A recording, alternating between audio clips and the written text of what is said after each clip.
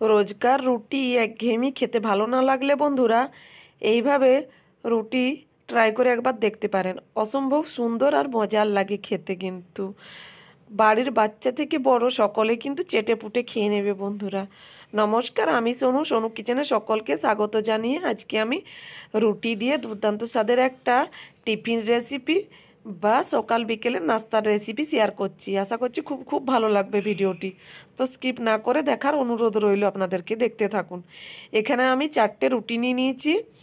আমি বেশ কিছুটা মটরশুঁটি নিয়ে নিয়েছি, 2টো পেঁয়াজ আর 4টে কাঁচা লঙ্কা ঝিরিঝিরি করে কেটে রেখেছি, আর বিনস রেখেছি, টমেটো, গাজর, আর একটা ডিম নিয়ে নিয়েছি। কড়াটা আমি বসিয়ে দিয়েছি, কড়া গরম হয়ে গেছে, তেল দিয়ে দিচ্ছি, সর্ষের তেল 2 চামচ। এর মধ্যে এখন আমি পেঁয়াজ, কাঁচা লঙ্কাটা একটু হালকা গোল্ডেন করে এগুলোকে ভেজে নেব।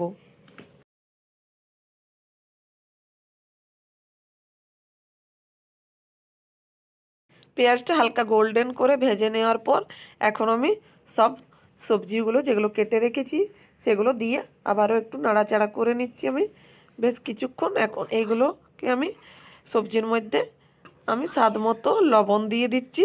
তারপর লবণ দেওয়ার পরে আমি আবারও একটু নাড়াচাড়া করে একটু ঢেকে আমি এগুলোকে ভেজে নেব হালকা। আর একটু ঢেকে দিলে কিন্তু এগুলো সেদ্ধ হয়ে যাবে খুব জলদি। তো এখন আমি একটা থালা নিয়ে নিয়েছি এদিকে, আর একটা ডিম নিয়ে নিয়েছি। আমি একটা ছোট্ট থালা নিয়েছি, সে থালার মধ্যে এখন একটা ডিম নিয়ে ডিমটাকে আমি ভেঙে নিচ্ছি। তারপর এর মধ্যে আমি ডিমের মধ্যে স্বাদ মতো আমি লবণ দিয়ে দিচ্ছি।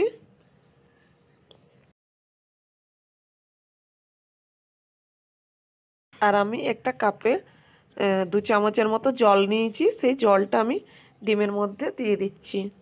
তারপর আমি কাঁটা চামচ দিয়ে ভালো করে লবণ, জল আর ডিম মিশিয়ে নেব, এভাবে ফেটিয়ে 2 মিনিটের মতো আমি এটাকে ফেটিয়ে নেব সময় নিয়ে। আমি এদিকে দেখুন ডিমটা ফেটানো হয়ে গেছে, একটা সুন্দর কালার এসে গেছে ডিমের মধ্যে।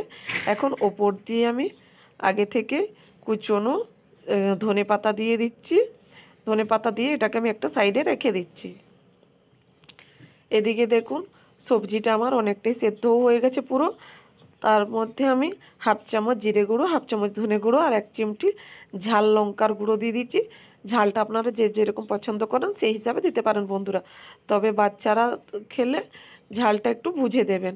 আর আমি এখানে 1 চামচের মতো চাট মশলা দিয়ে দিয়েছি। চাট মশলার জায়গায় আপনারা যে কোনো নুডল মশলা ব্যবহার করতে পারেন।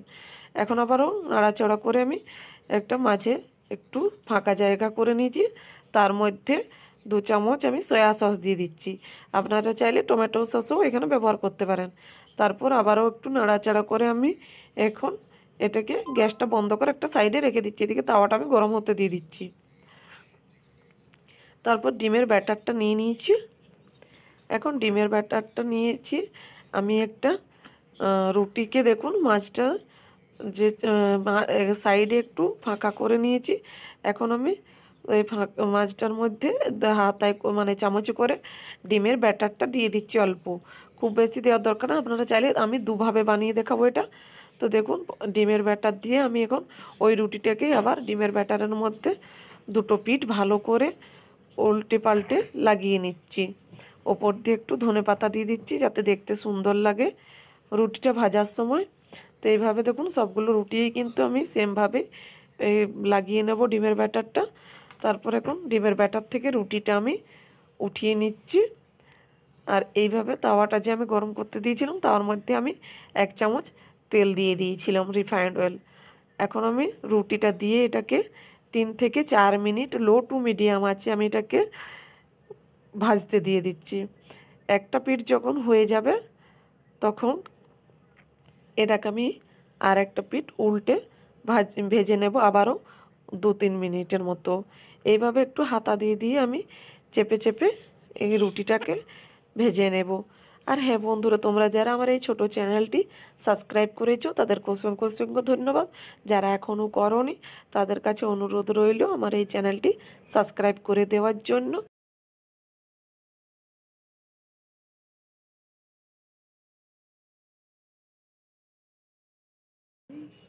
দেখুন আমি রুটিটাকে হাতা দিয়ে চেপে চেপে এরকম ভেজে নিচ্ছি, আর রুটিটা কিন্তু কি সুন্দর ফুলে উঠছে। এইভাবে আমি সবগুলো রুটিকে বানিয়ে নেব চেপে চেপে। তো এই রুটিটা দেখুন ভাজা হয়ে গেছে আমার। এখন আমি প্লেটের মধ্যে রেখে দেবো। আর দেখুন দেখতে কতটা সুন্দর লাগছে রুটিগুলো। চাইলে কিন্তু আপনারাও খুব সহজে এই রকম রোজকার সাধারণ রুটিকে অল্প অসাধারণ করে তুলতে পারেন বন্ধুরা। আর যারা একদমই রুটি খেতে পছন্দ করে না, তারাও কিন্তু বারবার রুটি চেয়ে চেয়ে খাবে বন্ধুরা। বিশেষ করে বাচ্চারা দেখবেন এইরকমভাবে বানিয়ে দিলে চেটে পুটে খেয়ে নেবে, আর খুব খুশি মনে কিন্তু বাচ্চারা রুটিটা খেয়ে নেবে, রুটির সঙ্গে সঙ্গে সবজিটাও, দুটোই। আর এটা কিন্তু খুব উপকারী এবং হেলদি একটি নাস্তার রেসিপি বা টিফিন রেসিপি। আপনারা চাইলে ঝটপট বাড়িতে বানিয়ে তৈরি করে দিতে পারেন বাচ্চা থেকে বড়দেরকে, সকলে কিন্তু খুশি মুখ করে খেয়ে নেবে। আর দেখুন সবগুলোই কিন্তু আমার বানানো হয়ে গেছে কথা বলতে বলতে রুটিগুলো বন্ধুরা। এখন আমি ভেতরে যে পুরটা বানিয়ে রেখেছিলাম, এখন সেই পুরটা দিয়ে দিচ্ছি। আমি এখানে 2 থেকে 3 চামচের মতো পুরটা আমি দিয়ে দিচ্ছি। একটু লম্বা করে দেব। তারপর রুটিটাকে আমি যেরকম আমরা রোল মুড়ে থাকি সেই রকম রোলের মতো আমি রুটিটাকে মুড়ে দিচ্ছি। এইভাবে আমি সবগুলো রুটিকে ভেতরে পুর দিয়ে রোলের মতো করে মুড়ে দিচ্ছি।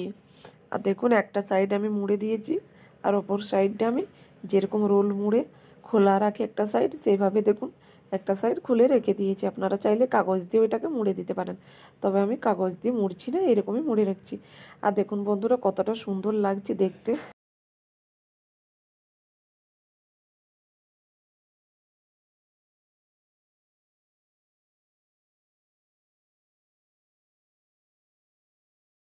ধনে পাতাটা গায়ে দেওয়ার জন্য রুটিগুলো আরও বেশ সুন্দর দেখতে লাগছে কিন্তু।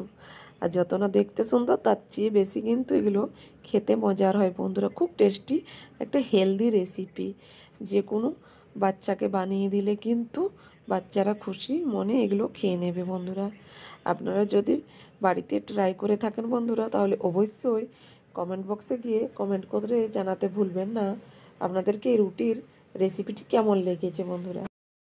আর এই রুটির রোলটা কিন্তু বাড়িতে থাকা অল্প কিছু উপকরণ দিয়ে আপনারা বানিয়ে নিতে পারেন। রেসিপিটি ভালো লাগলে অবশ্যই লাইক শেয়ার সাবস্ক্রাইব করতে ভুলবেন না। সবাই ভালো থাকবেন।